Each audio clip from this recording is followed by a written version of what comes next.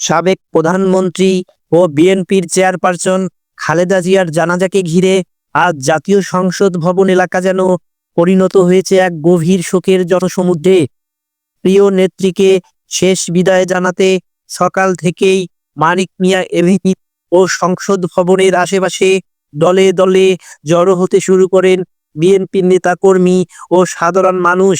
খবর অনুযায়ী আজ বুধবার বেলা ২টায় জাতীয় সংসদ ভবনের পশ্চিম প্লাজার মাঠ ও মানিক মিয়া এভিনিউতে খালেদা জিয়ার জানাজা অনুষ্ঠিত হওয়ার কথা রয়েছে, কিন্তু সময়ের অনেক আগেই শোকাহত মানুষের ঢল নামতে শুরু করে এই এলাকায়।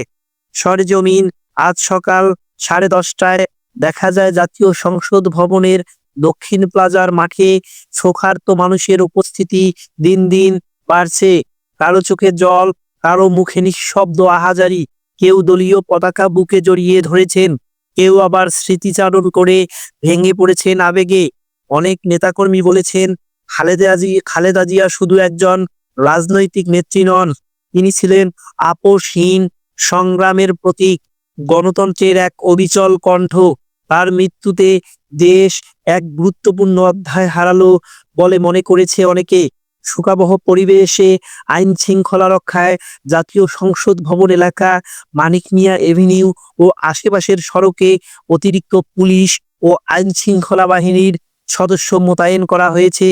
যান চলাচলেও নেওয়া হয়েছে বিশেষ ব্যবস্থা।